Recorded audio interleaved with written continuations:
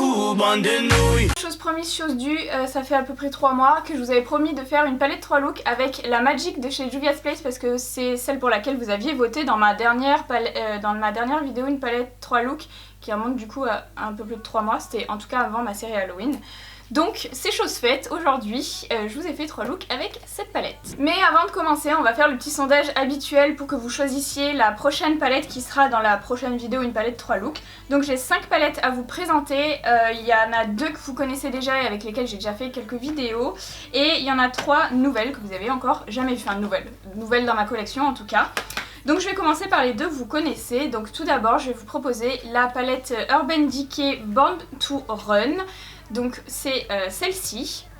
Ensuite j'ai la palette Poison Garden de chez Nabla que je vous ai présentée dans une vidéo il n'y a pas si longtemps d'ailleurs. De chez Makeup Revolution maintenant j'en ai 2. Tout d'abord j'ai celle-ci qui s'appelle Creative Volume 1 qui est comme ceci avec des teintes assez colorées mais assez neutres aussi comme ça. Et j'ai aussi acheté la Petra parce que vous l'avez énormément demandé dans les commentaires. Donc la Petra, si j'arrive à l'ouvrir, c'est celle-ci. C'est pas vrai ça. Bon écoutez, j'ai abîmé ce fard là au passage en essayant de l'ouvrir mais c'était inouvrable. Donc voilà, la Petra elle est comme ceci. Et enfin de chez Simple Beauty, j'ai la Tectonique que j'avais pris en précommande au mois de novembre ou octobre, je sais plus trop. Donc c'est celle-ci avec cette harmonie de couleurs là qui est inspirée du coup des plaques tectoniques comme son nom l'indique. Le sondage s'affiche juste ici, donc vous avez juste à choisir la palette que vous préférez que j'aborde dans la prochaine vidéo, une palette 3 looks. Et puis bien sûr je vous ferai d'autres sondages dans les prochaines vidéos en vous proposant d'autres palettes. On va revenir à la palette qui nous intéresse aujourd'hui. Donc comme je vous ai dit, c'est la Magic de chez Juvia's Place. Donc elle est comme ceci, elle est assez grande mais assez fine. Donc pour ranger ça va, c'est pas trop galère. A l'intérieur, il n'y a pas de miroir pour ceux que ça intéresse et les fards sont rangés comme ça. Donc vous avez 16 fards à l'intérieur et ça se décompose en 2 rangées. Donc les 2 premières rangées ce sont les teintes chaudes et les 2 dernières rangées ce sont les teintes froides. Et en termes de prix, on est sur une quarantaine d'euros sur le site Beauty Bay. En tout cas moi c'est là que j'ai acheté la mienne. J'ai pas l'information sur la quantité des fards parce que j'ai jeté l'emballage il y a très longtemps. Mais ils ont l'air quand même assez grands. Il y a une jolie variété de finis et de teintes. Comme vous pouvez le voir à l'écran, je vous ai fait les swatchs pour que vous puissiez mieux voir les teintes sur la peau. Donc voilà, je vous ai fait 3 looks avec cette palette là et on va commencer tout de suite avec le premier look qui est donc celui-ci. En premier, je prends la teinte If avec un pinceau Zoeva numéro 231 et bien sûr juste avant j'ai fait mes sourcils, mon teint et j'ai appliqué ma base P. partout sur mes paupières. Donc comme vous le voyez, je dispose la couleur en oblique sur la partie externe de ma paupière mobile et ensuite je vais remonter dans mon pli paupière. Donc je vais vraiment tracer tout le pli paupière et faire une forme un petit peu étirée sur l'extérieur. Je sais pas si vous verrez bien à l'écran que je galère, mais franchement c'est une teinte qui est pas du tout facile à travailler. Elle est pas hyper pigmentée donc il faut faire plusieurs passages malheureusement. Je vais maintenant prendre le crayon Atria de chez Linda Alberg et je vais m'en servir pour faire ma base à mon ras de cils inférieur. C'est pas exactement la même couleur que la couleur If, mais c'est pas trop grave, c'est vraiment juste une base. Et par-dessus, avec le même pinceau, j'applique la même couleur que j'ai mis sur ma paupière mobile, donc la teinte If. Je vais maintenant passer à la teinte Yejid avec un autre pinceau Zoeva 231 pour dégrader. Et là pareil, vous voyez que c'est un petit peu le même genre de problème que j'ai rencontré, c'est que c'est un fard qui est vraiment hyper sec et du coup pas hyper pigmenté. Donc c'est vraiment pas facile de travailler avec, il faut faire plusieurs passages, il faut vraiment appuyer beaucoup le pinceau sur la paupière, ce qui fait que ça fait des petites stries parce que sinon ça marque pas du tout et du coup ça a été vraiment un enfer à travailler. Ces 2 fards là, ils sont vraiment infernaux. Du coup, pour essayer d'arranger un petit peu le dégradé, je prends un pinceau un petit peu plus grand, donc ça doit être le 221 je crois, de chez Zoeva, donc sans couleur, et je vais balayer un petit peu les extrémités pour essayer de dégrader tout ça.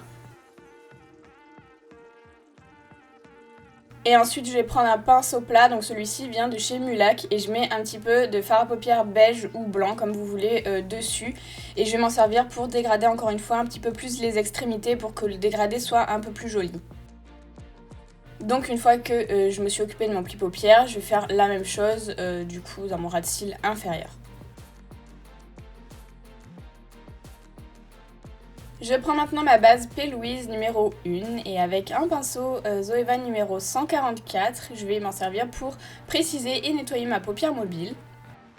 Donc je vais faire une sorte de semi-cut crease. D'ailleurs, si vous avez du mal avec les cut crease ou les semi-cut crease, je vous avais donné une astuce dans ma vidéo astuce de cet été. Je vous la mets en haut à droite si ça vous intéresse. C'est particulièrement destiné aux petites paupières mobiles. Les grandes paupières mobiles, bon, en général, vous n'avez pas trop de problèmes pour se rincer. Je passe maintenant à la teinte Faso qui pour moi est la teinte la plus belle de la palette. Franchement je la trouve magnifique, c'est un espèce de mauve à reflet bleu qui est tout à fait sublime. Et je vais donc poudrer ma base P. Louise avec cette teinte là et un pinceau D242 je crois de chez Cosette. Et vous voyez c'est vraiment une teinte qui va changer suivant ce qu'il y a en dessous parce que vous voyez quand je la superpose à la teinte un petit peu bleu plus foncé, ça fait une couleur différente. Franchement j'adore cette teinte, elle est vraiment très très belle. Dans mon coin interne, j'ai illuminé avec la teinte Yemoja qui est une teinte argentée mais un petit peu plus bleutée que celle qui est à côté et donc je la dispose tout simplement dans mon coin interne avec un pinceau 230 de chez Zoeva. Dans ma muqueuse, j'ai choisi de reporter la teinte mauve qui est sur ma paupière mobile, donc avec le crayon lilac de chez Marc Jacobs. Vous voyez, ça marque hyper bien, franchement je vous recommande vivement ces crayons-là, ils sont un peu chers mais ils sont vraiment très bien. Je vais venir faire maintenant des petits détails avec un liner pailleté qui ne vient pas de LS Splash ni de chez OPV. Cette fois-ci, il vient de chez Peggy Sage. Ils en avaient sorti deux pour les fêtes, je crois, un or et un argent. Donc celui-ci, c'est le argenté. Et je vais faire un petit détail dans ma semi-cut crease, mais je vais pas la coller entre la jonction du violet et du bleu. Je vais faire légèrement au-dessus pour que ça crée un effet de double trait. Donc je fais une première application et puis une fois que c'est sec, je viens faire une deuxième application parce que je veux que ce soit vraiment beaucoup plus opaque. Les liners pailletés, ça se travaille en couches. Ça dépend si vous voulez un effet un petit peu plus en transparence ou un effet un petit peu plus intense. Mais il faut toujours attendre que ça sèche bien entre chaque couche, sinon vous allez tout déplacer à chaque fois que vous allez repasser dessus. Et comme vous avez vu, j'ai fait donc un liner classique noir au niveau de mon ras de cils, donc je l'ai étiré pour suivre la forme que j'avais créée avec mes fards. Et par-dessus, j'applique également le liner pailleté, donc je vais faire une sorte de dégradé qui va partir plutôt de la queue. En fait, la queue ça va être très intense et puis peu à peu que je vais ramener la couleur, les paillettes vers le coin interne de l'eyeliner, elles vont se dégrader.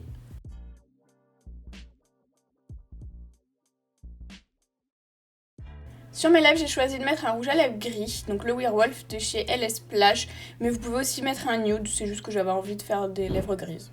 Et voilà enfin pour le résultat final de ce premier look, donc bien sûr j'ai rajouté des faux cils, et puis voilà c'est terminé.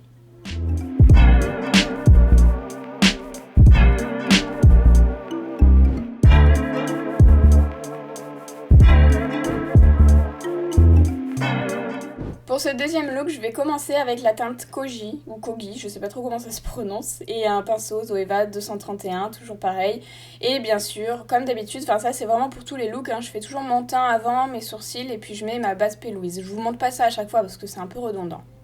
Donc je commence par l'appliquer dans mon pli paupière, vraiment je vais faire toute la largeur de mon pli paupière, et puis je vais étirer un petit peu la forme. Et pour peaufiner un petit peu le dégradé, je prends un pinceau un petit peu plus gros de chez Zoeva toujours, je sais plus quel numéro c'est mais il faisait partie du set Rose Gold. Et je vais pas mettre de couleur dessus. Si vous voulez, vous pouvez mettre un petit peu de fard beige, mais moi je préfère ne pas en mettre parce que j'en ai mis avant. Donc c'est ça qui va permettre de dégrader le beige avec ma couleur pour que ça crée un joli dégradé. Et ensuite je reporte la couleur en bas, alors vous voyez que je fais un espace entre mon vrai ras de cils et puis la couleur que j'applique, tout simplement parce que c'est ma couleur de transition, donc je vais pas la coller au ras de cils parce que je vais mettre une autre couleur. Après si vous voulez coller au ras de cils et mettre votre autre couleur par dessus, vous pouvez très bien le faire, mais moi je sais que je vais avoir une couleur entre les deux, donc voilà. Je passe donc à ma teinte d'intensité qui est la teinte Zakiya avec le Crease Brush de chez Mulac et je vais l'appliquer au même endroit dans mon pli paupière mais du coup un petit peu plus fin pour dégrader du coup avec la teinte que j'ai appliquée juste avant et puis que ça crée justement mon dégradé.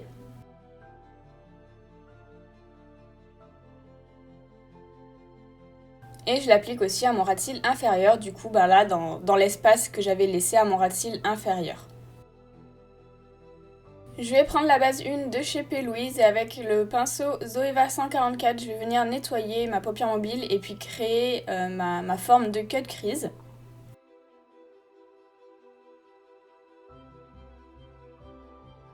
Donc je m'occupe tout d'abord de ma paupière mobile et puis ensuite je vais étirer. Alors vous pouvez étirer avec un pinceau un peu plus fin si vous voulez. Moi je vais garder celui-ci parce que j'ai pas envie d'en nettoyer 50, je vais vous avouer. Et puis surtout qu'après je vais vraiment mettre un eyeliner tout autour. Donc si c'est pas hyper précis, c'est pas très grave parce qu'il y aura l'eyeliner de toute façon qui va venir préciser la forme.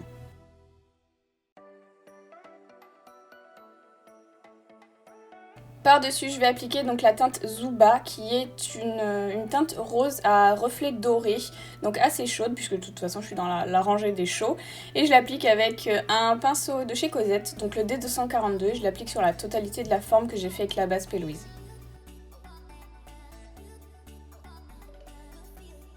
Et pour illuminer mon coin interne, j'applique la teinte Nubia avec le pinceau Zoeva 230. Voilà, je sais pas quoi vous dire d'autre, c'est toujours pareil, hein.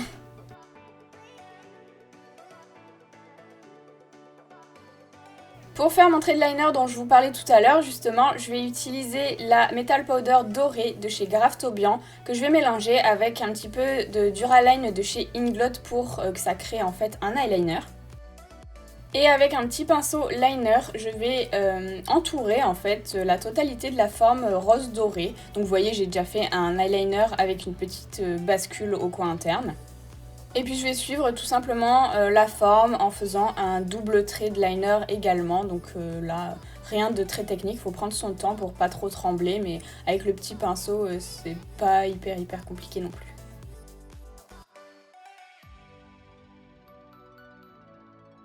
Sur mes lèvres, je vais appliquer dans un premier temps le crayon Bow Arrow de chez Kat Von D et par-dessus, je vais appliquer le Gloss Bomb de chez Fenty. C'était le tout premier, je sais qu'après elle en a sorti d'autres teintes, mais je sais pas, je crois qu'il s'appelle Gloss Bomb tout simplement. Et voilà pour le résultat de ce deuxième look dans les tons chauds.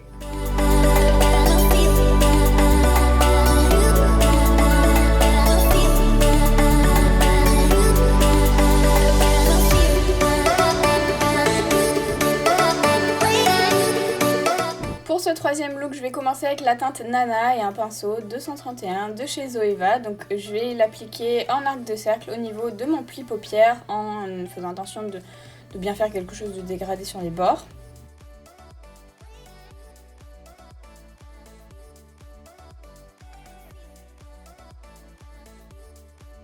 Et pour m'aider à dégrader justement un petit peu plus les bords, je prends la teinte Kessie qui est une teinte beige. Alors pour mon type de peau ça marche, mais si vous avez la peau plus foncée, ce sera plus une teinte de clair pour vous, vous ne pourrez pas vous en servir de teinte de transition. Je vais passer à la teinte Aja que j'applique avec un pinceau de chez Cosette numéro D242, à force vous allez connaître par cœur. Et donc je l'applique sur ma paupière mobile en oblique sur le coin externe et sur le coin interne en laissant le centre vide. Puisque je vais appliquer avec un autre pinceau de chez Cosette, le même, la sublime teinte Buzo qui est une teinte verte hyper lumineuse qui est vraiment magnifique. Et je reprends le pinceau de ma toute première teinte et je vais essayer de dégrader en fait entre la jonction du vert et du orangé pour que ça s'arrête pas de manière trop nette non plus. Je vais prendre le crayon Gemstone de chez Marc Jacobs qui est tout à fait sublime, vous allez le voir là de près en fait, je vais m'en servir pour mettre dans ma muqueuse et également pour faire ma base à mon ras de cils inférieur. Et là vous voyez de près toutes les paillettes qu'il y a dedans, franchement ce crayon il est vraiment trop beau, j'adore. Et du coup avant qu'il soit sec bien évidemment comme d'habitude je vais le dégrader à mon ras de cils inférieur. Et je vais y reporter de la même manière que sur ma paupière mobile, du coup les mêmes couleurs, donc le foncé en coin interne et coin externe. Et puis ensuite au centre le vert un petit peu plus clair. Et avec la toute première teinte que j'avais mis dans mon pli paupière, je vais pareil dégrader un petit peu les bords sans trop dégrader encore une fois, mais pour que ça fasse raccord entre ce qu'il y a sur ma paupière et à mon ras de cils. Dans mon coin interne, je vais appliquer la teinte Yara avec un pinceau 230 de chez Zoeva, toujours pareil. Donc voilà, dans mon coin interne tout simplement. Sur mes lèvres, je vais tout d'abord appliquer le rouge à lèvres liquide Dainty de chez Sugar Pill et par-dessus, je vais mettre le gloss Diamond de chez Anastasia Beverly Hills. Je trouve que c'est un combo qui marche très bien, surtout avec le vert puisque c'est complémentaire et je trouvais que ça allait bien avec. Et voilà pour le résultat de ce troisième look.